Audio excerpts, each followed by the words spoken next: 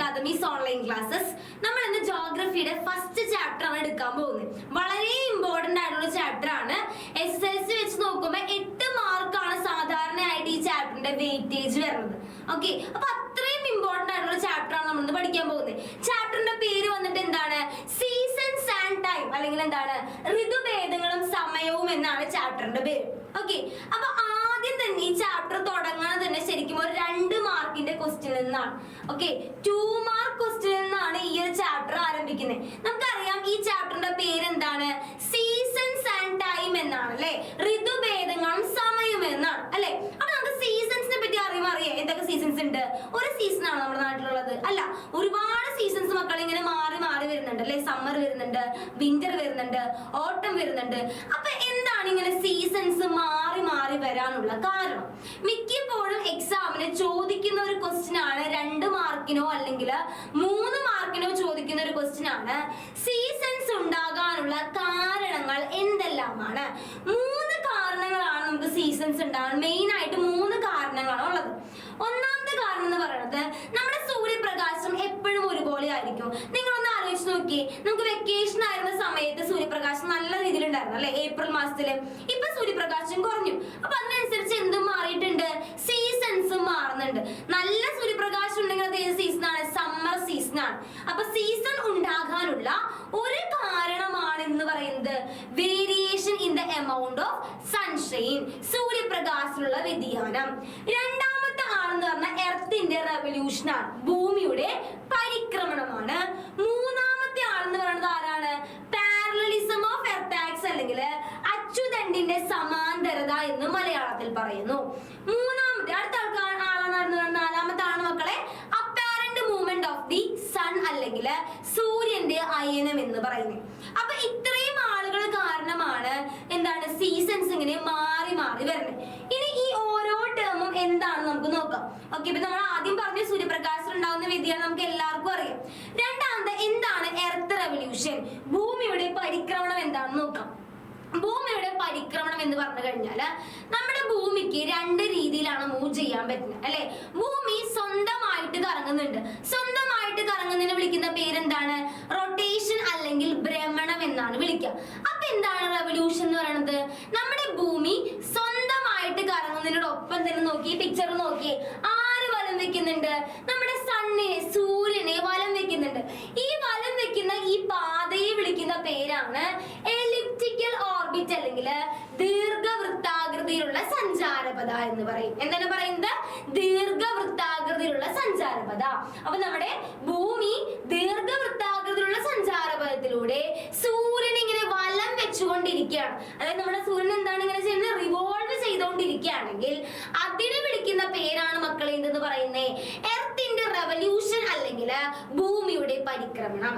Okay, next season ഉണ്ടാവാനുള്ള മറ്റൊരു കാരണമാണ് എന്ന് പറയുന്നത് പാരലലിസം ഓഫ് എർത്ത് ആക്സിസ്, അല്ലെങ്കിൽ tilt of the earth axis എന്ന് പറയും. അച്ചുതണ്ടിന്റെ ചരിവ് അല്ലെങ്കിൽ അച്ചുതണ്ടിന്റെ സമാന്തരത എന്ന് പറയും. എന്താണ്? സിമ്പിൾ കോൺസെപ്റ്റ് ആണ്, വളരെ സിമ്പിൾ ആയിട്ട് പഠിക്കാവുന്നുള്ളൂ. നമ്മുടെ ഭൂമി ഒരിക്കലും നിവർന്നു നിൽക്കില്ല. നമ്മുടെ ഭൂമി ഒരിക്കലും എന്ത് ചെയ്യുന്നില്ല? നിവർന്നു നിൽക്കില്ല. ഭൂമിക്ക് എപ്പോഴും എന്തുണ്ടായിരിക്കും? ഒരു ചരിവ് ഉണ്ടായിരിക്കും. ആരെപ്പോഴും നമുക്ക് ചെരിവ് എന്ന് പറയുമ്പോൾ ഓർമ്മ വരുന്നത് ആരെയാ? ലാലേട്ടൻ അല്ലെ. ലാലേട്ടൻ എപ്പോഴും ചരിഞ്ഞല്ല നടക്കുക. അപ്പൊ അതുപോലെ തന്നെ നമ്മുടെ ഭൂമിക്കും എന്തുണ്ട്? ആ ചെരിവുണ്ട്, ഒരു ചരിവുണ്ട്. ആ ചരിവ് നിലനിർത്തിക്കൊണ്ടാണ് ഭൂമി ആരെ വലം വെക്കുന്നത്? സൂര്യനെ വലം വെക്കുന്നത്. നമ്മൾ തൊട്ട് മുന്നേ ടീച്ചർ പറഞ്ഞില്ലേ നമ്മുടെ സൂര്യനെ എർത്ത് വലം വെക്കുന്നുണ്ടെന്ന്. ഈ വലം വെക്കുന്ന ഈ പാതിൽ നോക്കിയ ഭൂമി പോണ നേരെയല്ല, എങ്ങനെ പോയിക്കൊണ്ടിരിക്കണത്? ചരിഞ്ഞാണ് പോയിക്കൊണ്ടിരിക്കുന്നത് അല്ലെ.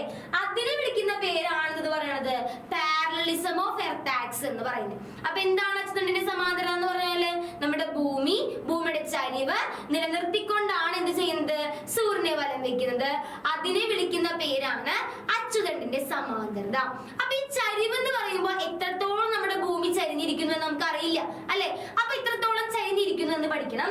ചരിവിന്റെ വന്നിട്ട് പഠിക്കേണ്ടത് ഒന്ന് ഓർബിറ്റൽ പ്ലെയിൻ എന്ന് പറയും. ഇതിൽ നടുക്കിലൂടെ പോകുന്ന ലൈൻ എന്ന് പറയുന്നത് ഓർബിറ്റൽ പ്ലെയിൻ, അല്ലെങ്കിൽ മലയാളത്തിൽ എന്ത് പറയുന്നു? പരിക്രമണ തലം എന്ന് പറയുന്നു. ഇനി ഇങ്ങനെ വരച്ചേക്കുന്ന ലൈൻ കണ്ടോ? ഇത് നമ്മൾ പറയുന്നത് ലംബതലം അല്ലെങ്കിൽ വെർട്ടിക്കൽ പ്ലെയിൻ എന്നാണ്. അപ്പൊ നമ്മുടെ ഭൂമി വെർട്ടിക്കൽ പ്ലെയിൻ അല്ലെങ്കിൽ ലംബതലത്തിൽ നിന്ന് 23 ഡിഗ്രിയും പരിക്രമണ തലത്തിൽ നിന്ന് 66 ഡിഗ്രിയുമാണ് നമ്മുടെ ഭൂമി ചരിഞ്ഞിരിക്കുന്നത്. നൽകിയിരിക്കുന്നത്. ഈ ചരിവിന്റെ ഈ ഒരു അളവ് കറക്റ്റ് ആയിട്ട് പഠിച്ചു വെക്കാം കേട്ടോ. ഓർബിറ്റൽ പ്ലെയിൻ ആണെങ്കിൽ 66 ഡിഗ്രി, ലംബതലം വെർട്ടിക്കൽ പ്ലെയിൻ ആണെങ്കിൽ 23 ഡിഗ്രിയാണ്. ഈ ചരിവ് നിലനിർത്തിക്കൊണ്ടാണ് ഭൂമി എന്ത് ചെയ്യണേ? ആരെ വലം വെക്കുന്നേ? സൂര്യനെ വലം വെക്കുന്നേ. അതിനെ വിളിക്കുന്ന പേരാണ് അച്ചുതണ്ടിന്റെ സമാന്തരത.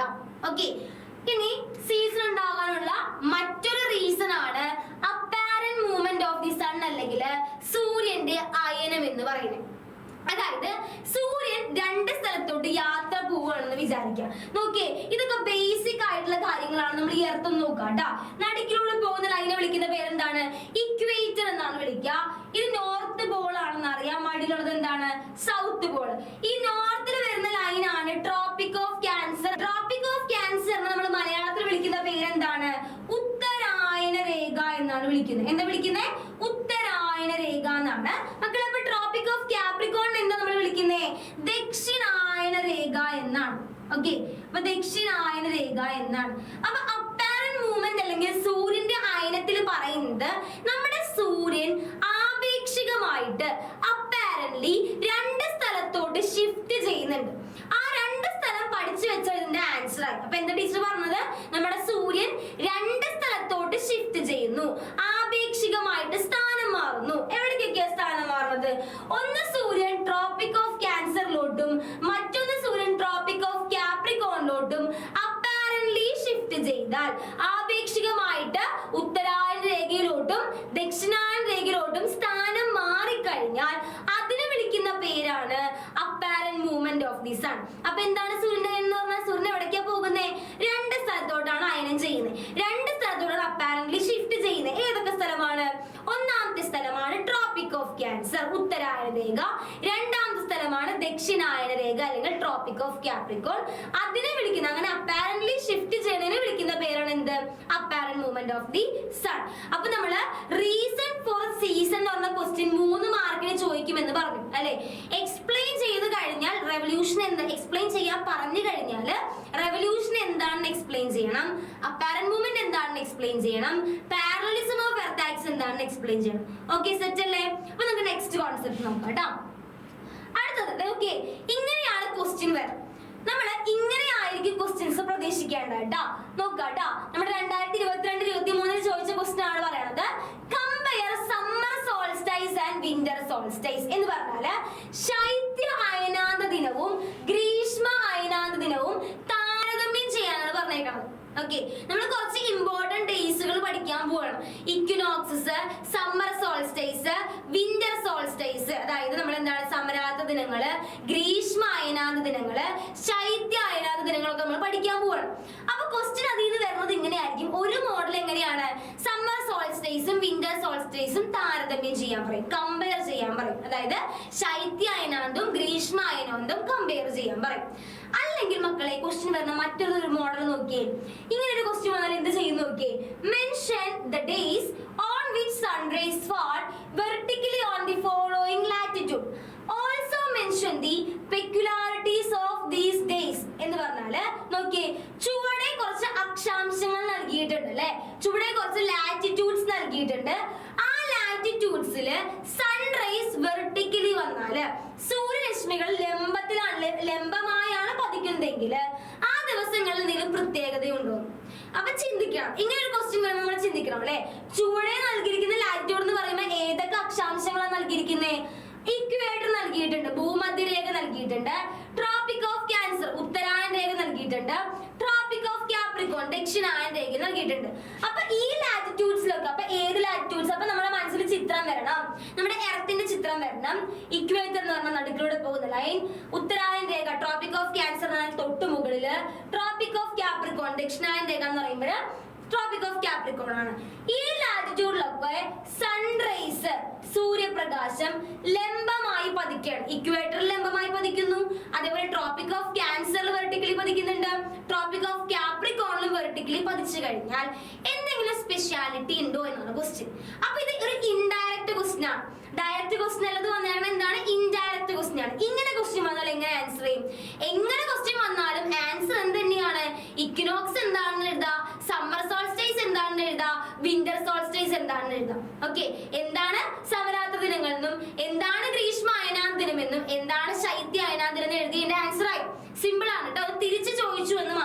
നോക്കി. അപ്പൊ നമുക്ക് എന്താണ് ഇക്വിനോക്സ് എന്താണെന്ന് നോക്കാം. ഇക്വിനോക്സ് എന്ന് പറയുമ്പോൾ നമ്മുടെ സൂര്യൻ, ഇക്വിനോക്സ് എന്ന് പറയുമ്പോൾ നമ്മുടെ സൂര്യൻ എവിടെ വരുന്നതാണ്?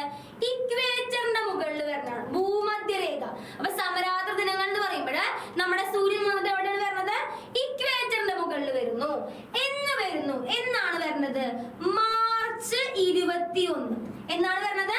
March 21 September 23. ഓക്കെ, എന്നാണ് വരുന്നത്? മാർച്ച് 21 സെപ്റ്റംബർ 23 നമ്മുടെ സൂര്യൻ ആപേക്ഷികമായിട്ട്, സൂര്യന്റെ ആപേക്ഷിക സ്ഥാനം എവിടെ വരികയാണ്? ഇക്വേറ്റർ അല്ലെങ്കിൽ ഭൂമധ്യരേഖയുടെ മുകളിൽ വന്നാൽ ആ ദിവസത്തെ വിളിക്കുന്ന പേരാണ് ഇക്വിനോക്സസ് അല്ലെങ്കിൽ സമരാത്ര ദിനങ്ങൾ. സിമ്പിൾ കോൺസെപ്റ്റ് ആണ്, നല്ലപോലെ ശ്രദ്ധിക്കുക കേട്ടോ. ഇക്വിനോക്സസ് എന്ന് പറയുമ്പോൾ ഇക്വേറ്റർ എന്ന് ആലോചിക്കാം. സമരാത്ര ദിനങ്ങൾ എന്ന് പറയുമ്പോൾ എവിടെ സൂര്യൻ വരണേ? ഇക്വേറ്ററിന്റെ മുകളിൽ വരുന്നു. എന്നാ വരണേ? മാർച്ച് 21 സെപ്റ്റംബർ 23 നമ്മുടെ സൂര്യൻ വന്നിട്ട് ഇക്വേറ്ററിന്റെ മുകളിൽ ഇരുന്നാൽ ആ ദിവസത്തെ വിളിക്കുന്ന പേരാണ് എന്ത്? ഇക്വിനോക്സസ് എന്ന് പറയുന്നത്, സമരാത്ര ദിനങ്ങൾ. നമുക്കറിയാം ഇത് 2 ഹെമിസ്ഫിയർ ആണല്ലേ, 2 അർദ്ധഗോളങ്ങളാണ്. ഇത് നമ്മൾ പറയുന്നത് അർദ്ധഗോളം നോർത്തേൺ ഹെമിസ്ഫിയറും ഇതെന്താണ്? സദേൺ ഹെമിസ്ഫിയർ ആണ്. ഇത് ഉത്തരാർദ്ധഗോളവും ഇത് വന്നിട്ട് എന്താണ്? ദക്ഷിണാർദ്ധഗോളവുമാണ്. അപ്പൊ സൂര്യൻ നടുഭാഗത്തായിട്ടാണ് ഇരിക്കുന്നത് അല്ലെ. അപ്പൊ അതുകൊണ്ട് തന്നെ സൺറൈസ് 2 ഹെമിസ്ഫിയറിൽ എന്താണ്? ഈക്വൽ ആയിട്ടാണ് കിട്ടുക. അതുകൊണ്ട് തന്നെ ഇവിടുത്തെ ഡേ ആൻഡ് നൈറ്റ്, അതായത് രാവിലെയും അതുപോലെ രാത്രിയും എന്തായിരിക്കും പറയുന്നത്? ഈക്വൽ ആയിരിക്കും, തുല്യമായിരിക്കും. അപ്പൊ എന്തൊക്കെ പോയിന്റ് ശ്രദ്ധിക്കുക ഇക്വിനോക്സ് എഴുതുമ്പോൾ? നമ്മുടെ സൂര്യൻ വന്നിട്ട് ഇക്വേറ്ററിൽ ഇരിക്കുന്നു അല്ലെ, ഭൂമധ്യരേഖയിൽ ഇരിക്കുന്നു. എന്നായിരിക്കുന്നേ? 2 മാസത്തിൽ വരുന്നുണ്ട്. ഒന്നാമത്തെ മാസം വന്നിട്ട് ഏതാ? മാർച്ച് 21. രണ്ടാമത്തെ മാസം വന്നിട്ട് ഏതാ? സെപ്റ്റംബർ 23 ആണ്. അപ്പോ 2 ഹെമിസ്ഫിയറിലും എങ്ങനെയായിരിക്കും ഡേ ആൻഡ് നൈറ്റ്, രാത്രിയും രാവിലെയും എങ്ങനെയായിരിക്കും? ഈക്വൽ ആയിരിക്കും. ഓക്കെ, സെറ്റ് അല്ലേ? നെക്സ്റ്റ് ആണ് ഇത് പറയുന്നത് സമ്മർ സോൾസ്റ്റൈസ് എന്ന് പറയുന്നത്. അപ്പൊ ട്രോപ്പിക് ഓഫ് ക്യാൻസർ ഓർമ്മയില്ലേ? ഇപ്പൊ നമ്മുടെ ട്രോപ്പിക് ഓഫ് ക്യാൻസറിൽ സൺറൈസ് വെർട്ടിക്കലി ലഭിച്ചാൽ എന്ത് സ്പെഷ്യാലിറ്റി ആയിരിക്കും എന്ന ക്വസ്റ്റ്യൻ ഉണ്ടായിരുന്നു അല്ലെ. അപ്പൊ അതിന്റെ ആൻസർ എന്താണ്? സമ്മർ സോൾസ്റ്റൈസ് ആണ്. അതെങ്ങനെയാണെന്ന് നോക്കിയാൽ സമ്മർ സോൾസ്റ്റൈസ് അല്ലെങ്കിൽ ഗ്രീഷ്മ എന്ന് പറയുമ്പോൾ ഏത് ലാറ്റിറ്റ്യൂഡിനാണ്, ഏത് അക്ഷാംശത്തിനാണ് ഇമ്പോർട്ടൻസ് വരുന്നത്? നമ്മുടെ ട്രോപ്പിക് ഓഫ് ക്യാൻസറിനാണ്, ഉത്തരായന രേഖയ്ക്കാണ്. നമ്മുടെ സൂര്യൻ വന്നിട്ട് എവിടെയാണ് ഇരിക്കുന്നത്? ഉത്തരായന രേഖയുടെ മുകളിൽ വന്നിരിക്കും. എന്നിരിക്കും? ജൂൺ 21 ഇരിക്കും. സൂര്യന്റെ അപ്പാരന്റ് പൊസിഷൻ വന്നിട്ട് ട്രോപ്പിക് ഓഫ് ക്യാൻസർ അല്ലെങ്കിൽ ഉത്തരായൻ രേഖയുടെ മുകളിൽ ജൂൺ 21 ഇരുന്നാൽ ആ ദിവസത്തെ വിളിക്കുന്ന പേരാണ് സമ്മർ സോൾസ്റ്റൈസ് അല്ലെങ്കിൽ ഗ്രീഷ്മ അയനാന്തം എന്ന് പറയുന്നത്. സിമ്പിൾ ആണ്. എവിടെയാ സൂര്യൻ ഇരിക്കുന്നത്? ട്രോപ്പിക് ഓഫ് ക്യാൻസറിൽ ഇരിക്കുകയാണ്. എന്നാ ഇരിക്കുന്നേ?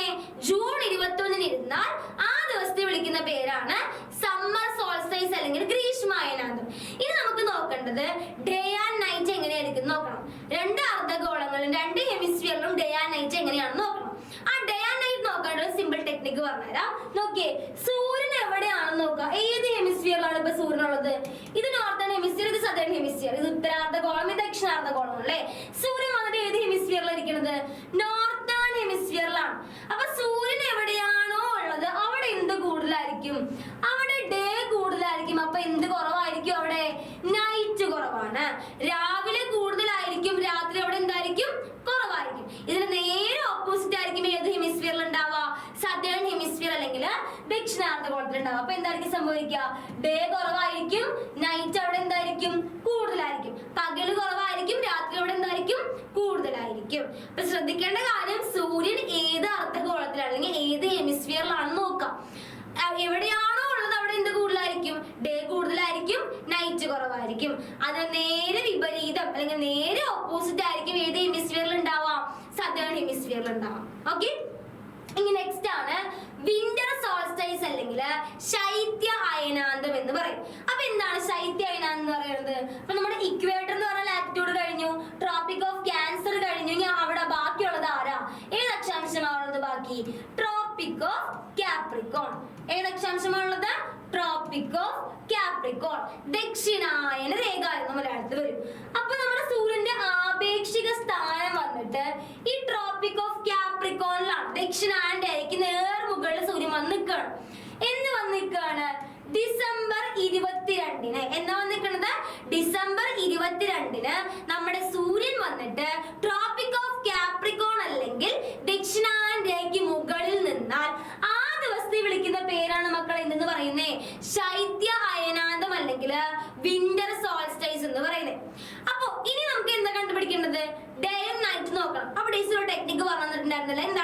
നോക്കിയേ, എവിടെയാണോ സൂര്യനുള്ളത് അവിടെ എന്ത് കൂടുതലായിരിക്കും? ഡേ കൂടുതലായിരിക്കും. നൈറ്റ് എന്തായിരിക്കും? നൈറ്റ് കുറവായിരിക്കും. ഇപ്പൊ സൂര്യൻ ഏത് ഹെമിസ്ഫിയറിലാണ്, ഏത് അർദ്ധഗോളത്തിലാണെന്ന് നോക്കിയേ. സൂര്യൻ വന്നിട്ട് ഏത് ഹെമിസ്ഫിയറിലാ? സദേൺ ഹെമിസ്ഫിയറിലാണ്, ദക്ഷിണാർദ്ധഗോളത്തിലാണ്. അപ്പൊ എവിടെയായിരിക്കും ഡേ കൂടുതൽ? ദക്ഷിണാർദ്ധഗോളത്തിൽ അല്ലെങ്കിൽ സദേൺ ഹെമിസ്ഫിയറിൽ ഡേ കൂടുതലും നൈറ്റ് എന്തായിരിക്കും? രാത്രി എന്തായിരിക്കും? കുറവായിരിക്കും. ഇതിന് നേരെ ഓപ്പോസിറ്റ് ആയിരിക്കും ഏത് ഹെമിസ്ഫിയറിൽ ഉണ്ടാവാം? നോർത്തേൺ ഹെമിസ്ഫിയർ അല്ലെങ്കിൽ ഉത്തരാർദ്ധഗോളത്തിൽ ഉണ്ടാവാം. ഓക്കെ, ഇമ്പോർട്ടന്റ് ആണ്, വളരെ ഇമ്പോർട്ടന്റ് ആണ്. എക്സാമിന് ചോദിക്കുന്ന ഒരു ഭാഗമാണ് ഇക്വിനോക്സസ്, സമ്മർ സോൾസ്റ്റൈസ്, വിന്റർ സോൾസ്റ്റൈസ്, സമരാത്ര ദിനങ്ങള്, അതുപോലെ ഗ്രീഷ്മ അയനാദ ദിനം, ശൈത്യ അയനാദ ദിനം. ഓക്കെ, ഇനി ഓക്കെ, നമുക്ക് പഠിക്കാനുള്ള സീസൺസ് മക്കളെ ഏതൊക്കെയാണ്?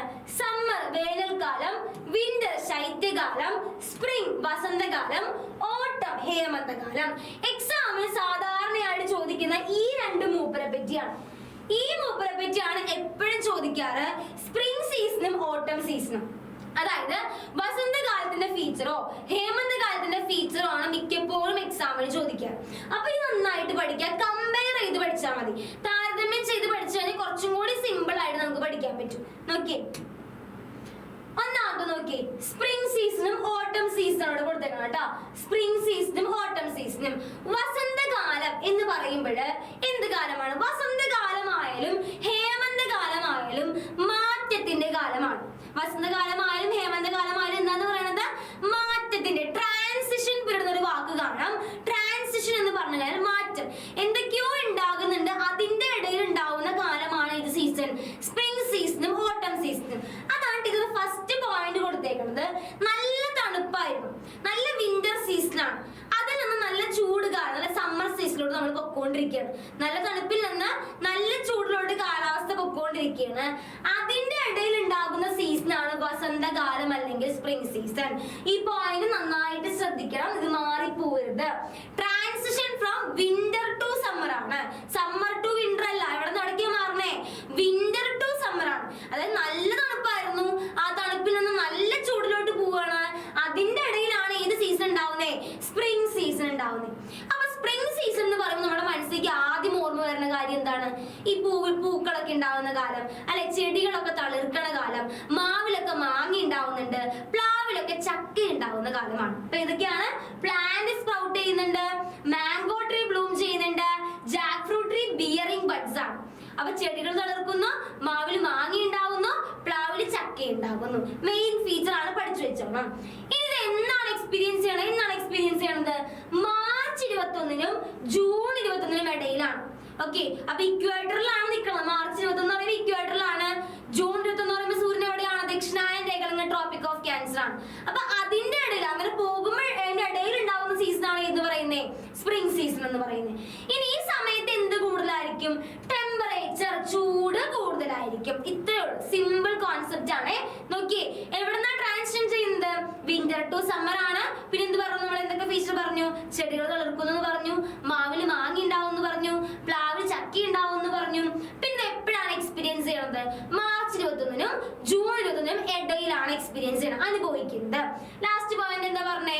ഈ സമയത്ത് എന്ത് കൂടുതലായിരിക്കും? ടെമ്പറേച്ചർ കൂടുതലായിരിക്കും. ഇതിന് നേരെ ഓപ്പോസിറ്റ് എഴുതി എന്തിന്റെ ആൻസർ ആയി? ഹേമന്തകാലം അല്ലെങ്കിൽ ഓട്ടത്തിന്റെ ആൻസർ ആയി. നോക്കി, നമ്മളിവിടെ പറഞ്ഞ എന്താണ്? വിന്റർ ടു സമ്മർ ആണ് ട്രാൻസിഷൻ, സ്പ്രിംഗ് അല്ലേ? അപ്പൊ ഓട്ടം നോക്കി എന്തായിരിക്കും വരാ? സമ്മർ ടു വിന്റർ ആണ്. നല്ല ചൂടുകാലമാണ്. നല്ല ചൂടിൽ നിന്ന് നല്ല തണുപ്പിലോട്ട് നമ്മുടെ കാലാവസ്ഥ മാറാൻ പോവാണ്. അതിന്റെ ഇടയിലാണ് ഏത് സീസൺ ഉണ്ടാവുന്നേ? ഹേമന്തകാലം അല്ലെങ്കിൽ ഓട്ടം സീസൺ ഉണ്ടാവുന്നത്. ഓട്ടം സീസൺ എന്ന് പറയുമ്പോൾ മനസ്സിലേക്ക് ഓർമ്മ വരുന്നത് എന്താണ്? മരങ്ങളൊക്കെ ഇല പൊഴിക്കുന്ന കാലമാണ്. Trees generally shed their leaves എന്ന് പറഞ്ഞാല് മരങ്ങളൊക്കെ എന്താണ്? ഇല പൊഴിക്കുന്ന കാലം. നമ്മൾ നോക്കുമ്പോൾ ചില മരങ്ങൾ നല്ല ഇലയൊക്കെ ഉണ്ടായി നിൽക്കണ്ടായിരിക്കും ഒരു മാസത്തിൽ.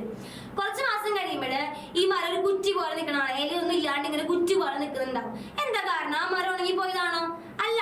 എന്തുകൊണ്ടാണ്? ഈ സീസൺ കാരണമാണ്. ഈ സീസൺ മരങ്ങൾ ഇല പൊഴിക്കുന്ന കാലം. അത് ഏത് സീസണാണ്? ഓട്ടം സീസൺ അല്ലെങ്കിൽ ഹേമന്തകാലം കാരണമാണ്. ഓക്കെ, നെക്സ്റ്റ് പറയുന്നത് ഇവിടെ നമ്മൾ ഇൻക്രീസിംഗ് ടെമ്പറേച്ചർ, ചൂട് കൂടുതലാണെന്ന് പറഞ്ഞല്ലേ. അപ്പൊ അതിന്റെ ഓപ്പോസിറ്റ് പറയുമ്പോൾ എന്തായിരിക്കും? ഡിക്രീസിംഗ് ടെമ്പറേച്ചർ, താപം അവിടെ എന്തായിരിക്കും? കുറവായിരിക്കും. ഇത് എന്നാണ് എക്സ്പീരിയൻസ് ചെയ്യണത്? എന്നാണ് അനുഭവപ്പെടുന്നത്? സെപ്റ്റംബർ 23-നും ഡിസംബർ 22-നും ഇടയിലാണ് അത് അനുഭവിക്കുന്നത്. എന്നാണ് അനുഭവിക്കുന്നത്?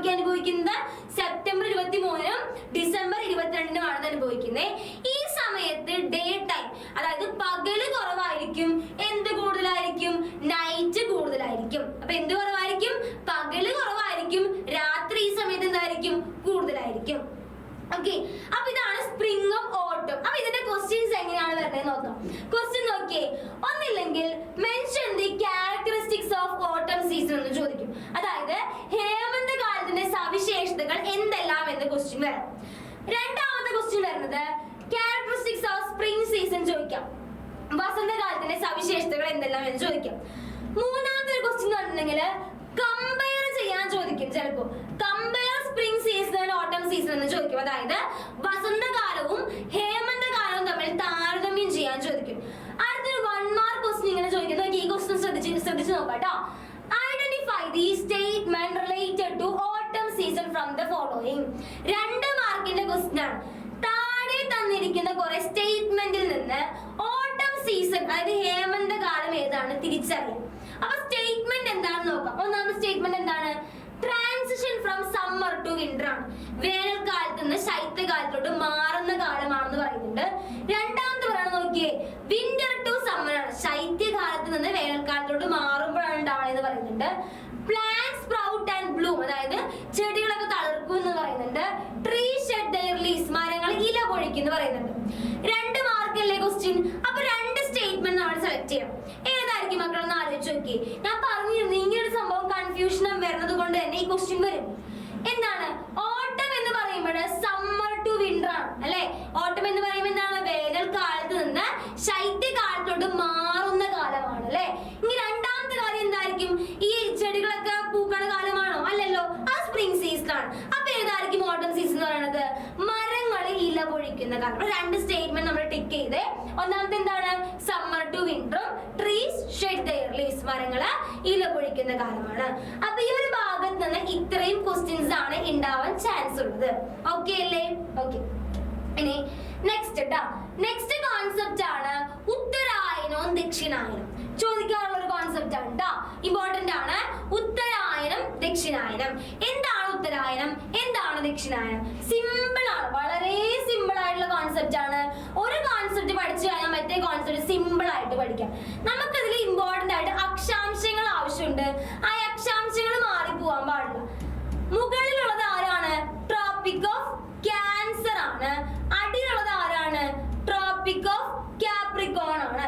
മുകളിലുള്ളത് ഉത്തരായന രേഖയും അടിയിലുള്ളത് ദക്ഷിണായന രേഖയാണ്. അപ്പോ എന്താണ് ഉത്തരായനം എന്ന് ചോദിച്ചു കഴിഞ്ഞാല് നമ്മുടെ സൂര്യന്റെ നോർത്ത് വേർഡ് മൂവ്മെന്റ് ആണ്. നോർത്ത് ഈ സൈഡാണ്, സൗത്ത് ഈ സൈഡാണെന്ന് അറിയാം അല്ലെ. അതായത് എന്താണ്? നമ്മുടെ സൂര്യൻ എന്ത് ചെയ്യുന്നു? നോർത്തിലോട്ട് വടക്കോട്ട് നീങ്ങാണ്. അപ്പൊ ഏത് ലാറ്റിറ്റ്യൂഡിൽ നിന്നായിരിക്കും നീങ്ങുന്നത്? നിങ്ങൾ ആലോചിച്ച് നോക്കിയേ. ട്രോപ്പിക് ഓഫ് കാപ്രിക്കോൺ ദക്ഷിണായന രേഖയിൽ നിന്ന് സൂര്യൻ ഉത്തരായന രേഖയിലോട്ട് പോയാൽ അതിനെ വിളിക്കുന്ന പേരാണ് ഉത്തരായനം. അതായത് ട്രോപ്പിക് ഓഫ് കാപ്രിക്കോണിലാണ് സൂര്യൻ നിൽക്കുന്നത്. ഓക്കെ, നോക്കിയേ, ട്രോപ്പിക് ഓഫ് കാപ്രിക്കോണിലാണ് നമ്മുടെ സൂര്യൻ നിൽക്കുന്നത്. ഇവിടെ നിന്ന് നമ്മുടെ സൂര്യനെ എവിടേക്കാ പോകുന്നത്? ട്രോപ്പിക് ഓഫ് ക്യാൻസറിലോട്ട് പോയി. അപ്പൊ അതിനെ വിളിക്കുന്ന പേരാണ് എന്ത്? ഉത്തരായനം.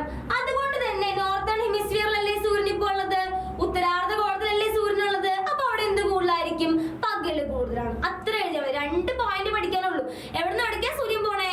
ട്രോപ്പിക് ഓഫ് കാപ്രിക്കോണിൽ നിന്ന് ക്യാൻസറിലോട്ട് പോയാൽ, നോർത്തിലോട്ട് പോയാൽ, വടക്കോട്ട് പോയാൽ അതിനെ വിളിക്കുന്ന പേരാണ് എന്ത്? ഉത്തരായനം. അപ്പൊ സൂര്യൻ ഏത് ഹെമിസ്ഫിയറിലാണ്? ഉത്തരാർദ്ധ ഗോളത്തിലാണ്. അപ്പൊ അവിടെ എന്ത് കൂടുതലായിരിക്കും? പകല് കൂടുതലാണ്. ഇതിന് നേരെ ഓപ്പോസിറ്റ് എഴുതിയാൽ എന്തായി? ദക്ഷിണായനമായി. അപ്പൊ എവിടെ നിന്ന് എവിടേക്കായിരിക്കും സൂര്യൻ വരാം? എവിടെ നിന്ന് എവിടേക്കായിരിക്കും? ക്യാൻസറിൽ നിന്ന് കാപ്രിക്കോണിലോട്ട് വന്നാൽ, ഉത്തരായന രേഖയിൽ നിന്ന് ദക്ഷിണായന രേഖയിലോട്ട് എത്തിക്കഴിഞ്ഞാല് അതിനെ വിളിക്കുന്ന പേരാണ് മക്കൾ എന്തെന്ന് പറയുന്നത്? ദക്ഷിണായനം. അപ്പൊ നോക്കിയേ, നോർത്തേൺ ഹെമിസ്ഫിയറിൽ എന്ത് കൂടുതലായിരിക്കും? സദേൺ ഹെമിസ്ഫിയറിന്റെ കാര്യമല്ല ചോദിക്കുന്നേ, ദക്ഷിണാർദ്ധ ഗോളത്തിന്റെ കാര്യമല്ല ചോദിക്കുന്നേ. നമ്മുടെ നോർത്തേൺ ഹെമിസ്ഫിയറിൽ എന്ത് കൂടുതലായിരിക്കും? സൂര്യൻ നോർത്തേൺ ഹെമിസ്ഫിയറിൽ ഇല്ല അല്ലെ. ദക്ഷിണായനം നടക്കുമ്പോൾ സൂര്യൻ എവിടേക്ക് എത്തി? അടിയിലോട്ട് എത്തി. അപ്പൊ സൂര്യൻ ഏത് ഹെമിസ്ഫിയറിലാണ്? സദേൺ ഹെമിസ്ഫിയറിലാണ്. അപ്പൊ സദേൺ ഹെമിസ്ഫിയറിലായിരിക്കും എന്ത് കൂടുതൽ? ഡേ കൂടുതൽ. അപ്പൊ നോർത്തേൺ ഹെമിസ്ഫിയറിൽ അപ്പൊ എന്തായിരിക്കും കൂടുതൽ? ഡേ കൂടുതലല്ല. അപ്പൊ എന്തായിരിക്കും കൂടുതൽ? നൈറ്റ്, രാത്രി കൂടുതലായിരിക്കും. അപ്പൊ ഇവിടെ നിന്ന് ക്വസ്റ്റ്യൻ വരുന്നത് എങ്ങനെയാണെന്ന് നോക്കി. ഇങ്ങനെയാണ് ക്വസ്റ്റ്യൻ വരാം. ചിലപ്പോ ഷോർട്ട് നോട്ട് എഴുതാൻ പറയും. ഉത്തരായനത്തിനെ പറ്റി ദക്ഷിണായനത്തെ പറ്റി ചെറിയൊരു ലഘു കുറിപ്പ് എഴുതാൻ പറയും. അല്ലെങ്കിൽ ഉത്തരായനം എന്താണ്, ദക്ഷിണായനം എന്താണെന്ന് വിശദമാക്കാൻ പറയും, ഡിസ്ക്രൈബ് ചെയ്യാൻ പറയും. 3 മാർക്ക് അല്ലെങ്കിൽ 4 മാർക്കിനാണ് സാധാരണ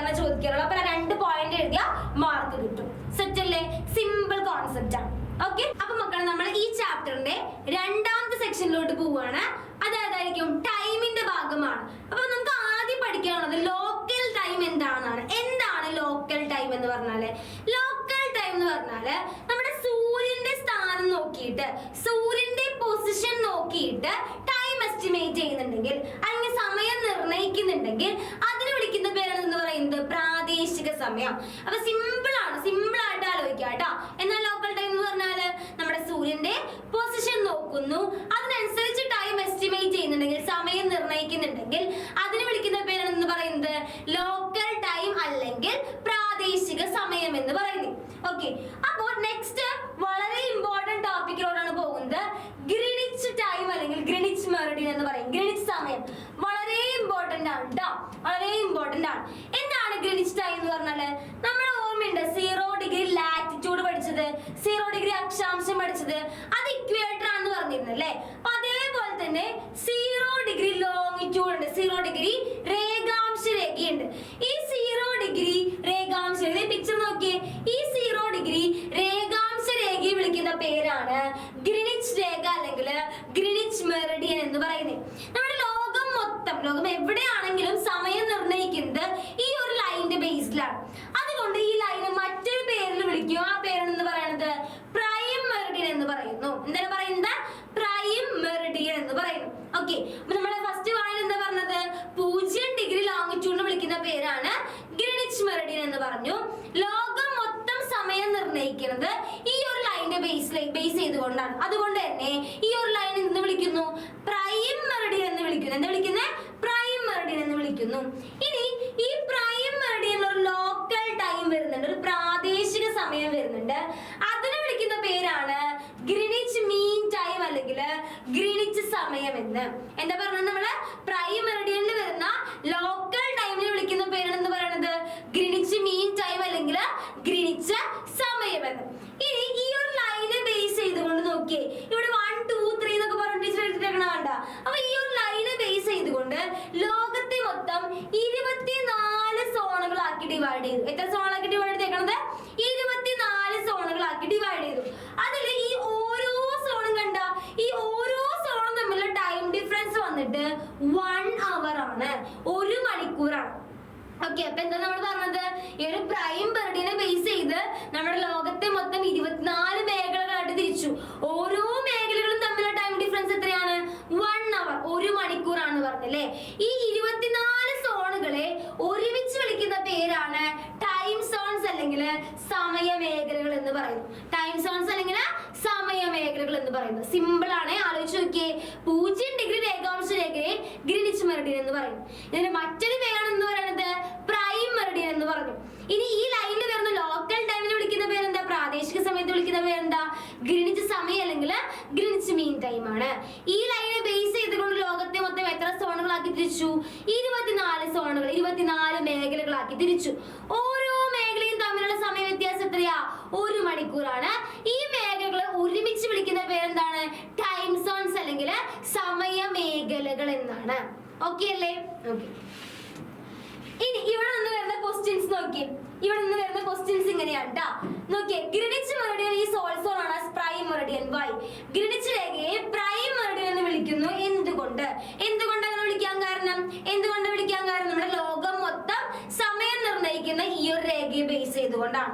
അതുകൊണ്ടാണ് ഈ ഗ്രീനിച്ച് മെറിഡിയൻ അല്ലെങ്കിൽ ഗ്രീനിച്ച് രേഖ ഏത് പേരിൽ അറിയപ്പെടുന്നത്? പ്രൈം മെറിഡിയൻ അല്ലെങ്കിൽ പ്രൈം മെറിഡിയൻ എന്ന് അറിയപ്പെടുന്നത്. ഇനി നെക്സ്റ്റ് ഇവിടുന്ന് ക്വസ്റ്റ്യൻ വരാനുള്ള ചാൻസ് നോക്കി. എന്താ ഇങ്ങനെ വരാം? What is the importance of Greenwich Meridian in time calculation? സമയ നിർണ്ണയത്തിൽ ഗ്രീനിച്ച് രേഖയുടെ പ്രാധാന്യം എന്താണ്? ഇങ്ങനെ ചോദിച്ചാലും മറ്റു രീതിയിൽ ചോദിച്ചാലും ആൻസർ എന്ത് തന്നെയാണ്? നമ്മൾ നേരത്തെ പഠിച്ച പോയിന്റ്സുകളൊക്കെ തന്നെയാണ്. ഓക്കെ, ഇനി നോക്കി, ഇതുപോലെയും ക്വസ്റ്റ്യൻ വരാൻ ചാൻസ് ഉണ്ട് കേട്ടോ. ഷോർട്ട് നോട്ട് ചോദിക്കും, ലഘു കുറിപ്പ് ചോദിക്കും. ലോക്കൽ ടൈം പ്രാദേശിക സമയം എന്താണെന്ന് എഴുതാൻ പറയും. സ്റ്റാൻഡേർഡ് സമയം എന്താണെന്ന് എഴുതാൻ പറയും. ഇന്ത്യൻ സ്റ്റാൻഡേർഡ് സമയം എന്താണെന്ന് എഴുതാൻ പറയും. നമ്മൾ ലോക്കൽ ടൈം എന്താണെന്ന് നോക്കി ഇനി ബാക്കി നോക്കാനുള്ള ആൾക്കാർ ആരൊക്കെയാണ്? സ്റ്റാൻഡേർഡ് സമയവും ഇന്ത്യൻ സ്റ്റാൻഡേർഡ് സമയമാണ്. അപ്പൊ അതും കൂടി ഒന്ന് നോക്കാം കേട്ടോ. ഓക്കെ, അപ്പൊ ആ ഒരു ക്വസ്റ്റ്യൻ നമുക്ക് നോക്കിയാലോ. എന്താണ് സ്റ്റാൻഡേർഡ് ടൈം? എന്താണ് സ്റ്റാൻഡേർഡ് ടൈം എന്ന് പറഞ്ഞാല്? സ്റ്റാൻഡേർഡ് ടൈം അല്ലെങ്കിൽ സ്റ്റാൻഡേർഡ് മെറിഡിയൻ ആദ്യം എന്താണെന്ന് നോക്കാം. മാനക രേഖാംശം എന്ന് മലയാളത്തിൽ പറയും കേട്ടോ. അപ്പൊ മലയാളംകാരെ സ്റ്റാൻഡേർഡ് മെറിഡിയൻ എന്നും കൂടി പഠിച്ചു വെക്കാം. അങ്ങനെയും ക്വസ്റ്റ്യൻ പേപ്പറിൽ കണ്ടിട്ടുണ്ട്. ഓക്കെ, അപ്പൊ എന്താണ് മാനക രേഖാംശം?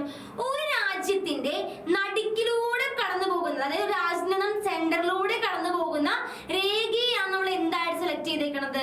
സ്റ്റാൻഡേർഡ് മെറിഡിയൻ ആയിട്ട് സെലക്ട് ചെയ്തേക്കണം. ഈ മാനക രേഖാംശമായിട്ട് തിരഞ്ഞെടുത്തിരിക്കുന്നത് ഒരു രാജ്യത്തിന്റെ നടുക്കിലൂടെ കടന്നു പോകുന്ന ഏത് രാജ്യം ആയിക്കോട്ടെ. ഇപ്പൊ നമ്മുടെ രാജ്യത്തിന്റെ നടുക്കിലൂടെ ലൈൻ കടന്നു പോകുന്നുണ്ടായിരിക്കും, അതുപോലെ വേറെ രാജ്യത്തിന്റെ എന്ത് ചെയ്യുന്നുണ്ടായിരിക്കും? ആ രാജ്യത്തിന്റെ നടുക്കിലൂടെ ലൈൻ കടന്നു പോകുന്നുണ്ടായിരിക്കും. ഒരു രാജ്യത്തിന്റെ നടുക്കിലൂടെ ലൈൻ കടന്നു പോകുന്നുണ്ടോ, അത് ആ രാജ്യത്തിന്റെ എന്തായിരിക്കും? സ്റ്റാൻഡേർഡ് മെറിഡിയൻ ആണ്.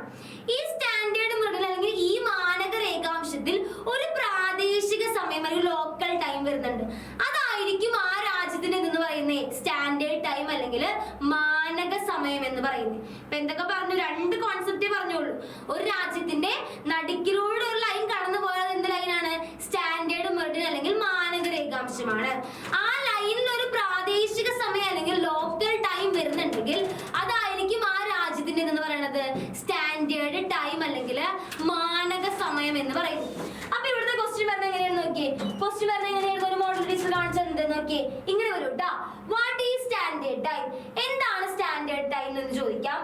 ഏത് രേഖാംശത്തെയാണ് ഇന്ത്യയുടെ മാനക രേഖാംശമായി കണക്കാക്കുന്നത്? ആ കോൺസെപ്റ്റ് കുറച്ച് കഴിഞ്ഞ് പറഞ്ഞത്. ഏത് രേഖാംശത്തെയാണെന്ന് പറഞ്ഞത് കേട്ടോ. ഇനി നോക്കാട്ടോ, എന്താണ് സ്റ്റാൻഡേർഡ് ടൈം എന്ന് ചിലപ്പോൾ ഡിസ്ക്രിപ്ഷൻ ആയിട്ട് ചോദിച്ചേക്കാം, അല്ലെങ്കിൽ ഇതുപോലെ ചോദിക്കും. What is standard time? ഇന്ത്യയുടെ സ്റ്റാൻഡേർഡ് ടൈം എന്താണ്? അതിനെപ്പറ്റി ഷോർട്ട് നോട്ട് എഴുതാനും ചോദിക്കാൻ ചാൻസ് ഉണ്ട്. അപ്പൊ ഇങ്ങനെയും ക്വസ്റ്റ്യൻ വരാം. ഇനി നെക്സ്റ്റ് ടോപ്പിക് എന്താണ്? ഇന്ത്യൻ സ്റ്റാൻഡേർഡ് ടൈം അല്ലെങ്കിൽ ഇന്ത്യൻ സ്റ്റാൻഡേർഡ് സമയം എന്നാണ് പറയുന്നത്. അപ്പൊ ഇന്ത്യൻ സ്റ്റാൻഡേർഡ് ടൈം പറയുമ്പോൾ ഇന്ത്യയുടെ ലോങ്ങിറ്റ്യൂഡൽ എക്സ്റ്റൻഷൻ ആണ് നോക്കണം. ഇന്ത്യ രേഖാംശീയമായി ഇന്ത്യക്ക് എത്ര വ്യാപ്തിയുണ്ട്? എത്രയാണ്? 68 ഡിഗ്രി കിഴക്ക് മുതൽ 97 ഡിഗ്രി കിഴക്ക് വരെയാണ് നമ്മുടെ ഇന്ത്യ വ്യാപിച്ചു കിടക്കുന്നത്. ഈ അളവൊന്നും മാറ്റി എഴുതാൻ പറ്റില്ല കേട്ടോ. മാറ്റി എഴുതി നമ്മുടെ ആൻസർ മൊത്തം തെറ്റി പോവേ. നോക്കി, എവിടെ മുതൽ എവിടെ വരെയാണ്? 68 ഡിഗ്രി ഈസ്റ്റ് മുതൽ 97 ഡിഗ്രി ഈസ്റ്റ് വരെയാണ് നമ്മുടെ ഇന്ത്യ വ്യാപിച്ചു കിടക്കുന്നത്. രണ്ടാമത്തെ പോയിന്റ് നമ്മൾ നേരത്തെ പറഞ്ഞില്ല, എന്താണ് സ്റ്റാൻഡേർഡ് മെറിഡിയൻ? എന്താണ് മാനക രേഖാംശം? ഒരു രാജ്യത്തിന്റെ നടുക്കിലൂടെ കടന്നു പോകുന്ന രേഖയാണ് അല്ലെ. അപ്പൊ നമ്മുടെ ഇന്ത്യ എന്ന് പറഞ്ഞ രാജ്യത്തിന്റെ നടുക്കിലൂടെ കടന്നു പോകുന്ന രേഖയായിരിക്കും ഇന്ത്യയുടെ എന്തെന്ന് പറയുന്നത്? ഇന്ത്യയുടെ സ്റ്റാൻഡേർഡ് മെറിഡിയൻ എന്ന് പറയുന്നത്. അപ്പൊ ഇന്ത്യയുടെ നടുക്കിലൂടെ കടന്നു പോകുന്ന ലൈൻ ഏതാണ്? രേഖ ഏതാണ്? 82.5 ഡിഗ്രി ഈസ്റ്റ്. ഏതാണ് കടന്നു പോകുന്നത്? 82.5 ഡിഗ്രി ഈസ്റ്റ് ആണ്. നോക്കി, ഇതാണ് നമ്മുടെ ഇന്ത്യ എന്ന് പറഞ്ഞ രാജ്യത്തിന്റെ നടുക്കിലൂടെ കടന്നു പോകുന്ന രേഖ. ഏതാണ്? 82.5 ഡിഗ്രി കിഴക്കാണ്. ഇവിടെ നിന്ന് 1 മാർക്ക് ക്വസ്റ്റ്യൻ വരാൻ ചാൻസ് ഉണ്ട്. ഇന്ത്യയുടെ സ്റ്റാൻഡേർഡ് മെറിഡിയൻ ഏതാണെന്ന് ചോദിക്കും. അപ്പൊ ഏതാ എഴുതേണ്ടത്?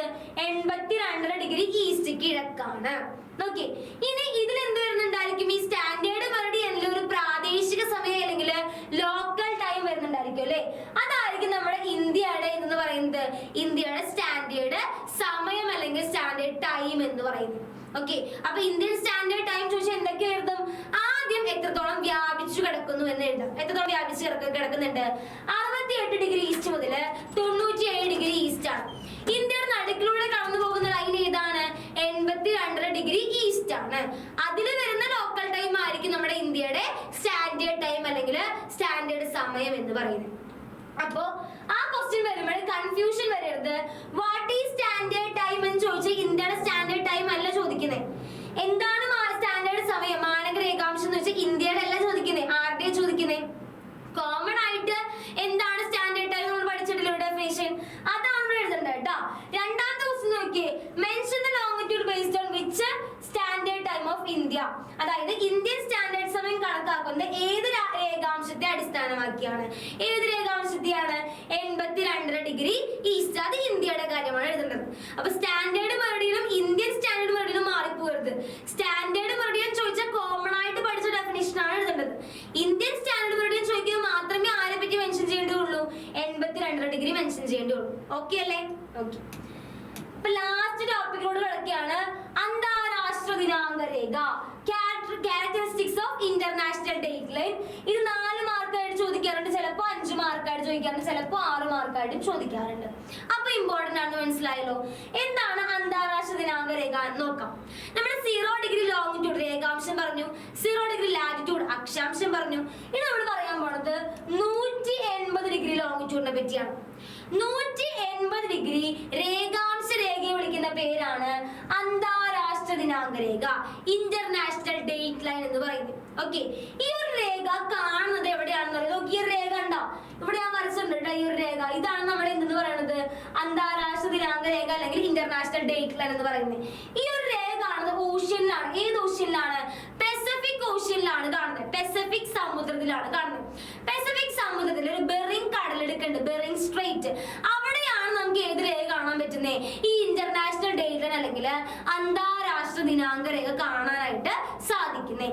ഈ രേഖയുടെ രണ്ട് വശം, ഏത് രണ്ട് വശം? ഈ വശം എന്ന് പറയുമ്പോൾ വെസ്റ്റ് ആണ്, ഈ വശം എന്ന് പറയുമ്പോൾ ഈസ്റ്റ് ആണ്. ഇത് പടിഞ്ഞാറാണ്, ഇതെന്താണ്?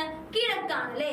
ഈ രണ്ട് വശം തമ്മിൽ 24 മണിക്കൂറിന്റെ സമയ വ്യത്യാസമുണ്ട്. ഒരു ദിവസത്തിന്റെ സമയ വ്യത്യാസം ഉണ്ടെന്നാ പറയുന്നേ. 24 മണിക്കൂറിന്റെ സമയ വ്യത്യാസം ഉണ്ടെന്ന് പറഞ്ഞു.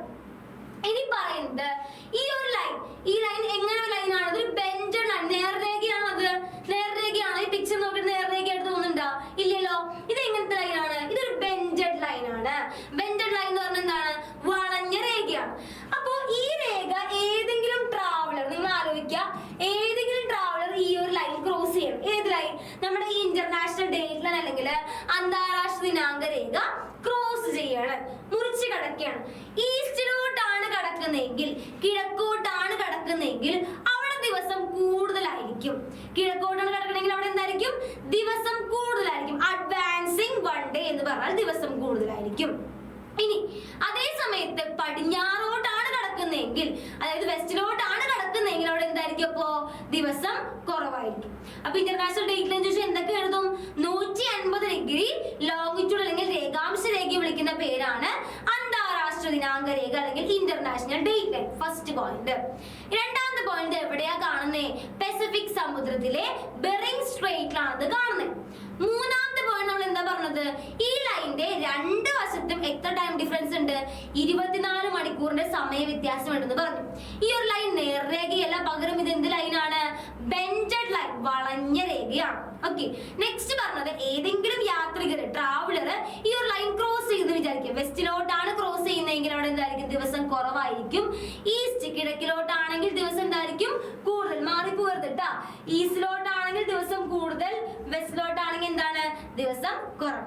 ഓക്കെ ഓക്കെ, അപ്പൊ നമ്മൾ ഈ ചാപ്റ്ററിലെ തിയറി പാർട്സ് കഴിഞ്ഞു.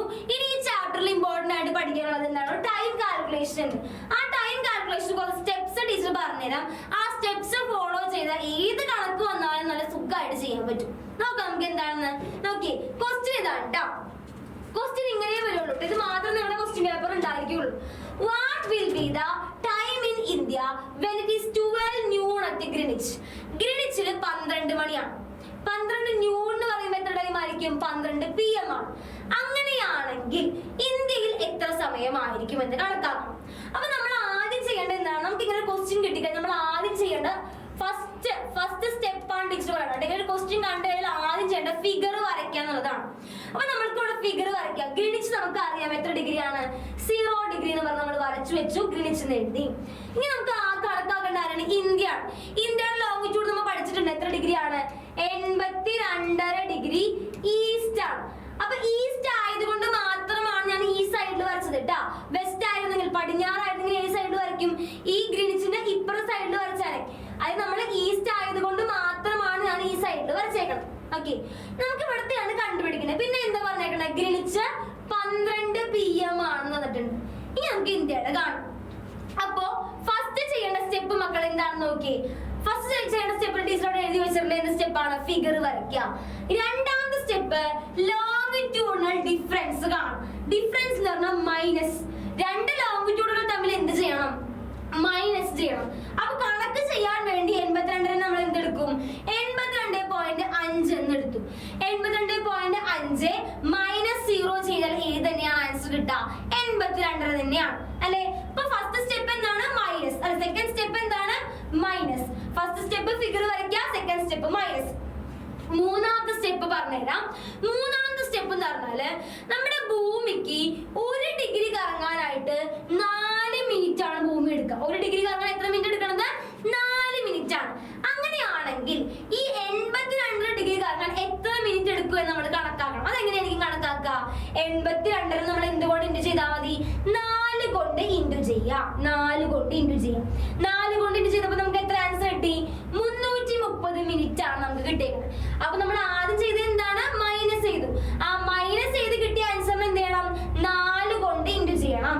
അപ്പൊ മൂന്നാമത്തെ സ്റ്റെപ്പ് എന്താണ്? കിട്ടിയ ആൻസറിന് എന്തുകൊണ്ട് ഇൻറ്റു ചെയ്യാം? 4 കൊണ്ട് ഇൻറ്റു ചെയ്യാം. മിനിറ്റിലാണ് ആൻസർ കിട്ടിയേക്കുന്നത്. നമുക്ക് മിനിറ്റിൽ കണക്ക് ചെയ്യാൻ പറ്റില്ല. അപ്പൊ നമുക്ക് അത് എന്തിലോട്ട് ആക്കണം? അവറിലോട്ട് ആക്കണം. അവറിലോട്ട് ആക്കണമെങ്കിൽ ആ 330 മിനിറ്റിലല്ലേ കിട്ടിയേക്കണത്. ഈ 330 മിനിറ്റിൽ കണക്ക് ചെയ്യാൻ പറ്റില്ല. അപ്പൊ നമ്മൾക്ക് എന്തിലോട്ട് മാറ്റണം? അവറിലോട്ട് മാറ്റാനായിട്ട് നമ്മൾ എന്ത് ചെയ്യുന്നു? 60 കൊണ്ട് നമ്മൾക്ക് ഡിവൈഡ് ചെയ്യണം. 60 കൊണ്ട് നമ്മൾ എന്ത് ചെയ്യുന്നു? ഡിവൈഡ് ചെയ്യുക. ഡിവിഷൻ ആണ് ഇവിടെ ശ്രദ്ധിക്കേണ്ടത് കേട്ടോ. മാത്സിൽ ചെയ്യണ പോലെ നമുക്ക് ചെയ്താൽ നമുക്കിവിടെ കണക്ക് തെറ്റിപ്പോകും. നോക്കിയേ 60 കൊണ്ട് ഡിവൈഡ് ചെയ്യുമ്പോൾ 60 ഇൻറ്റു 5 അല്ലേ? അപ്പൊ എത്രയാണ്? 0 6 5 30 300 ആണ് വന്നത്. അപ്പൊ 5 പോയി 5 എഴുതി 300 എഴുതി ബാക്കി 30 ഉണ്ട്. സാധാരണ മാത്സിലാണ് നമ്മൾ എന്ത് ചെയ്യും? 30 ഉണ്ടെങ്കിലും ബാക്കി കണക്ക് ചെയ്യും, പോയിന്റ് ഇട്ട് ചെയ്യും അല്ലെ? പക്ഷെ ജോഗ്രഫിയിൽ പോയിന്റ് ഇട്ട് ചെയ്യണ്ട. അടിയിൽ 2 അക്ക സംഖ്യ കിട്ടിയാ അപ്പൊ അവിടെ ക്ലോസ് ചെയ്യാം. അടിയില് 2 അക്ക സംഖ്യ കിട്ടി കഴിഞ്ഞാൽ കണക്ക് അവിടെ ക്ലോസ് ചെയ്യാം. കാരണം മുകളിൽ കിട്ടിയ ആൻസർ എന്തായിരിക്കും? അവറും. അടിയിൽ കിട്ടിയ ആൻസർ എന്തായിരിക്കും? മിനിറ്റും ആയിരിക്കും. മുകളിൽ കിട്ടിയ ആൻസർ എന്തായിരിക്കും? അവറും. അടിയിൽ കിട്ടിയ ആൻസർ എന്തായിരിക്കും? മിനിറ്റും ആയിരിക്കും. അപ്പൊ നമുക്ക് കിട്ടി 5 അവറും 30 മിനിറ്റുമാണ്. അതായത് ഗ്രീനിച്ച് എന്ന് പറഞ്ഞ സ്ഥലവും ഇന്ത്യ എന്ന് പറഞ്ഞ സ്ഥലം തമ്മിൽ എത്ര മണിക്കൂർ വ്യത്യാസമുണ്ട്? 5 അവറും 30 മിനിറ്റ് ആണ്. അപ്പൊ അടുത്ത സ്റ്റെപ്പ് കിട്ടിയല്ല. അടുത്ത 4ാമത്തെ സ്റ്റെപ്പ് എന്ന് പറഞ്ഞാൽ എന്താണ്? 60 കൊണ്ട് ഡിവിഷൻ ആണ്. മിനിറ്റിൽ കിട്ടിയ ആൻസറിന് 60 കൊണ്ട് നമ്മൾ ഡിവൈഡ് ചെയ്തു. ഇനി ചെയ്യേണ്ടത് ഈ ഒരു സംഭവം ഈസ്റ്റിലാണോ വെസ്റ്റിലാണോ നോക്കാം. ഇപ്പൊ നമുക്ക് മനസ്സിലായി ഗ്രീനിച്ചും ഇന്ത്യയും തമ്മിലുള്ള ടൈം ഡിഫറൻസ്, സമയത്തിന് വ്യത്യാസം എത്ര? 5.5 മണിക്കൂറാണ് ഈ 2 സ്ഥലങ്ങൾ തമ്മിലുള്ള സമയ വ്യത്യാസം. ഇനി എന്താ കണക്കാക്കേണ്ടത്? ഗ്രീനിച്ചിൽ എത്ര മണിയാണെന്ന് പറഞ്ഞിട്ടുണ്ട്? 12 PM ആണെന്ന് പറഞ്ഞിട്ടുണ്ട്. ഇന്ത്യയുടെ സമയമാണ് കണക്കാക്കേണ്ടത് അല്ലെ? അവർ തമ്മിലുള്ള സമയ വ്യത്യാസം 5.5 ആണെന്ന് കിട്ടി. ഈസ്റ്റ് ആയതുകൊണ്ട് നമ്മൾ എന്ത് ചെയ്യുന്നു? ഈസ്റ്റ് ആയതുകൊണ്ട് കേട്ടോ, കിഴക്കായതുകൊണ്ട് ഞാൻ എന്ത് ചെയ്യുന്നു? 5.5 അവർ കൂട്ടാൻ പോണ്. എന്തിനാണ് 5.5 അവർ കൂട്ടാൻ പോണ്? നമ്മുടെ 12 PM കൂടെ 5.5 അവർ കൂട്ടുകയാണ്. അപ്പൊ ഒന്ന് ആലോചിച്ച് നോക്കിയേ. 12 കഴിഞ്ഞ് 1 2 3 4 5 5 കൂട്ടിയേ. ഇങ്ങനെ അരയും കൂടി ഉണ്ടല്ലേ? 5.5. അപ്പൊ ആൻസർ എന്തായിരിക്കും? 5.5 PM ആണ്. AM ആവണില്ലല്ലോ, PM തന്നെയാണ്. അപ്പൊ 5.5 PM ആണ്. അപ്പൊ ഒന്നുകൂടി ടീച്ചർ ആ സ്റ്റെപ്പുകളൊന്ന് പറഞ്ഞുതരാം. സ്റ്റെപ്പ് ഇതുപോലെ ഫോളോ ചെയ്ത് കഴിഞ്ഞാല് ഏത് ആൻസർ നിങ്ങൾക്ക് എപ്പോ വേണമെങ്കിലും ചെയ്യാൻ പറ്റും കേട്ടോ. സിമ്പിൾ ആയിട്ട് ചെയ്യാൻ പറ്റും. ഫസ്റ്റ് സ്റ്റെപ്പ് തന്നിരിക്കുന്ന സംഭവത്തിന്റെ ഫിഗർ വരയ്ക്കുക എന്നുള്ളതാണ്. ഫിഗർ വരയ്ക്കുമ്പോൾ ഈസ്റ്റിലാണെങ്കിൽ ഈസ്റ്റ് സൈഡിലും വെസ്റ്റിലാണെങ്കിൽ വെസ്റ്റ് സൈഡിലും വരയ്ക്കണം. ഓക്കെ. രണ്ടാമത്തെ സ്റ്റെപ്പ് ആ 2 ലോങ്ങിറ്റ്യൂഡിനും എന്ത് കാണണം? ഡിഫറൻസ് മൈനസ് ചെയ്യാന്നുള്ളതാണ്. മൂന്നാമത്തെ സ്റ്റെപ്പ് മൈനസ് ചെയ്ത് കിട്ടിയൊരു ആൻസർ ഉണ്ടാവൂലേ, ആ ആൻസർ എന്തും ആയിക്കോട്ടെ ആ ആൻസറിനെ എന്തുകൊണ്ട് ഇൻറ്റു ചെയ്യാ? 4 കൊണ്ട് ഇൻറ്റു ചെയ്യാന്നുള്ളതാണ്. ഇനി നാലാമത്തെ സ്റ്റെപ്പ് ഇൻറ്റു ചെയ്ത് കിട്ടിയ ആൻസർ എന്തിലാണ്? മിനിറ്റിലാണ്. മിനിറ്റിൽ നമുക്ക് കണക്ക് ചെയ്യാൻ പറ്റില്ല, അതുകൊണ്ട് ആ കിട്ടിയ ആൻസറിനെ എന്തുകൊണ്ട് ഡിവൈഡ് ചെയ്യണം? 60 കൊണ്ട് ഡിവൈഡ് ചെയ്യാം. അടുത്ത 5ാമത്തെ സ്റ്റെപ്പ് എന്താണ്? അപ്പൊ നമുക്ക് എന്താ പറയാ 60 കൊണ്ട് ഡിവൈഡ് ചെയ്യുമ്പോൾ നമുക്ക് മനസ്സിലാവും എത്ര ടൈം ഡിഫറൻസ് ആണെന്ന് മനസ്സിലാവും. അപ്പൊ ആ കിട്ടിയ ആൻസർ ഈസ്റ്റ് ആണെങ്കിൽ പ്ലസ് ചെയ്യണം, വെസ്റ്റ് ആണെങ്കിൽ എന്താ ചെയ്യേണ്ടത്? മൈനസ് ചെയ്യണം. അപ്പൊ 5 സ്റ്റെപ്പാണ് നമുക്ക് ഉള്ളത് കേട്ടോ. ഒന്നാമത്തെ സ്റ്റെപ്പ് ഫിഗർ വരയ്ക്കുക, രണ്ടാമത്തെ സ്റ്റെപ്പ് മൈനസ് ചെയ്യുക, മൂന്നാമത്തെ സ്റ്റെപ്പ് 4 കൊണ്ട് ഇൻറ്റു ചെയ്യുക, അടുത്ത സ്റ്റെപ്പ് എന്താണ്? 60 കൊണ്ട് ഡിവൈഡ് ചെയ്യുക. നെക്സ്റ്റ് ഈസ്റ്റ് ആണെങ്കിൽ കൂട്ടുക, വെസ്റ്റ് ആണെങ്കിൽ എന്താ? മൈനസ് ചെയ്യാം. ഓക്കെ അല്ലേ? അങ്ങനെയാണെങ്കിൽ മക്കളെ ഈ ഒരു ക്വസ്റ്റ്യൻ ചെയ്ത് നോക്കി. ഇങ്ങനെയാണ് ക്വസ്റ്റ്യൻ വരുന്നത് വിചാരിക്കും. ഇങ്ങനെ GMT 5 AM ആണ്. 30 ഡിഗ്രി ഈസ്റ്റും കണ്ടുപിടിക്കണം, 30 ഡിഗ്രി വെസ്റ്റും കണ്ടുപിടിക്കണം. അതിപ്പോ എങ്ങനെയായിരിക്കും ചെയ്യാം? എങ്ങനെയാണെന്ന് നോക്കിയേ. GMT എന്ന് പറയുന്നത് നമ്മുടെ ഗ്രീനിച്ച് ആണ് തന്നേക്കുന്നത് അല്ലെ? ഗ്രീനിച്ച് നമുക്കറിയാം 0 ഡിഗ്രി ആണ്. 5 AM നമ്മൾ എഴുതി, ഗ്രീനിച്ച് ആണ് നമുക്കറിയാം. ഓക്കെ. ഇനി നമ്മൾ എന്താണ്? 30 ഡിഗ്രി ഈസ്റ്റ് ആണ്. അപ്പൊ ഈസ്റ്റ് ആയതുകൊണ്ട് ടീച്ചർ ഈ സൈഡിൽ വരച്ചിട്ടാ 30 ഡിഗ്രി ഈസ്റ്റ് ആണ്. ഓക്കെ. ഇനി 30 ഡിഗ്രി വെസ്റ്റ് ഉണ്ട്. 30 ഡിഗ്രി വെസ്റ്റ് ഇത് കണ്ടുപിടിക്കാൻ നമ്മൾ ആദ്യം സ്റ്റെപ്പ് ആലോചിച്ച് നോക്കി. ആദ്യം എന്താ ചെയ്യേണ്ട? ഫിഗർ നമ്മൾ വരച്ചു കഴിഞ്ഞു. ഒന്നാമത്തെ സ്റ്റെപ്പ് നമ്മൾ ചെയ്ത് കഴിഞ്ഞു. രണ്ടാമത്തെ സ്റ്റെപ്പ് മൈനസ് ചെയ്യാന്നുള്ളതാണ്. 30 ഡിഗ്രിന് നമ്മൾ എന്ത് ചെയ്യാൻ പോകണം? മൈനസ് ചെയ്യുമ്പോൾ എത്രയാണ് കിട്ടണേ? രണ്ടാമത്തെ സ്റ്റെപ്പ് മൈനസ് ചെയ്യില്ലല്ലേ? അപ്പൊ മൈനസ് ചെയ്യുമ്പോൾ എത്രയാണ് വരുന്നത്? മൈനസ് ചെയ്യുമ്പോൾ നമുക്ക് എത്രയാണ് വരണം? മൈനസ് ചെയ്യുമ്പോൾ അത് തന്നെ വരും, ആൻസർ തന്നെ വരും അല്ലെ? അപ്പൊ 30 ഡിഗ്രി എഴുതി. ഇനി മൂന്നാമത്തെ സ്റ്റെപ്പ് ടീച്ചർ പറഞ്ഞ എന്താണ്? അതിന് എത്ര കൊണ്ട് ഇൻറ്റു ചെയ്യണം? 4 കൊണ്ട് ഇൻറ്റു ചെയ്യണം. 4 കൊണ്ട് ഇൻറ്റു ചെയ്യുമ്പോൾ എത്ര കിട്ടും? 120 മിനിറ്റ് മിനിറ്റ് ആണ്. മിനിറ്റിൽ നമുക്ക് കണക്ക് ചെയ്യാൻ പറ്റുമോ? ഇല്ല. അപ്പൊ നാലാമത്തെ സ്റ്റെപ്പ് നമ്മൾ എടുത്തു. കിട്ടിയ ആൻസറിനെ എന്ത് ചെയ്യണം? 60 കൊണ്ട് നമ്മൾ ഡിവൈഡ് ചെയ്യുന്നു. 60 കൊണ്ട് ഡിവൈഡ് ചെയ്ത് നോക്കിയേ. 60 കൊണ്ട് ഡിവൈഡ് ചെയ്യാം നമുക്ക്. 60 ഇൻറ്റു 2 നോക്കി നോക്കാം. കറക്റ്റ് പോകുന്നുണ്ടല്ലോ. അപ്പൊ 2 എഴുതി, 120 എഴുതി. അപ്പൊ അടിയിൽ 0 വന്നേക്കണം അല്ലെ? അടിയിൽ 0. അപ്പൊ മുകളിൽ കിട്ടിയ ആൻസർ അപ്പൊ എന്തായിരിക്കും? അവർ ആണ്. മുകളിൽ കിട്ടിയ ആൻസർ എന്താണ്? അവർ ആണ്. അപ്പൊ നമുക്ക് മനസ്സിലായി ഈ 2 ലാറ്റിറ്റ്യൂഡ് തമ്മിലുള്ള ടൈം ഡിഫറൻസ് എത്രയാണ്? 2 അവർ ആണ്.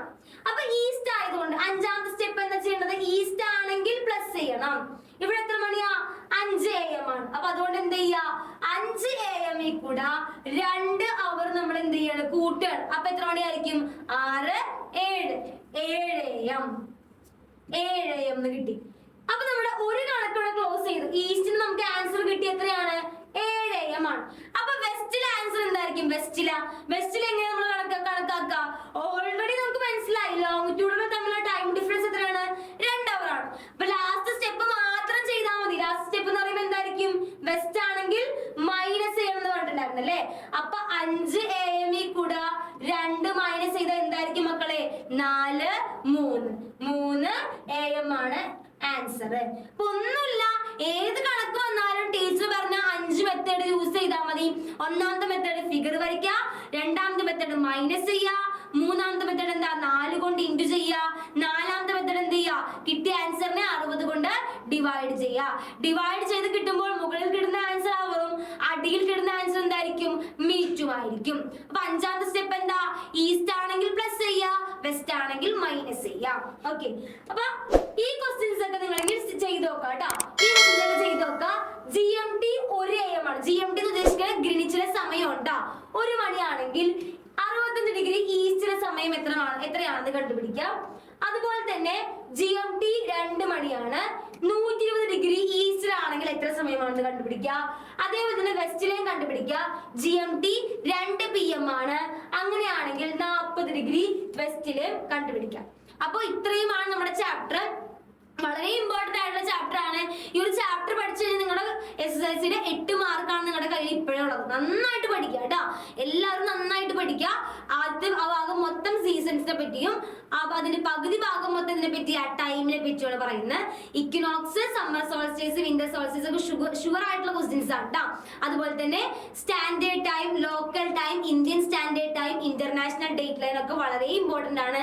നന്നായിട്ട് പഠിക്കുക കേട്ടോ. ഓക്കെ, അപ്പൊ അടുത്ത വീഡിയോ ആയിട്ട് വരാം. Thank you.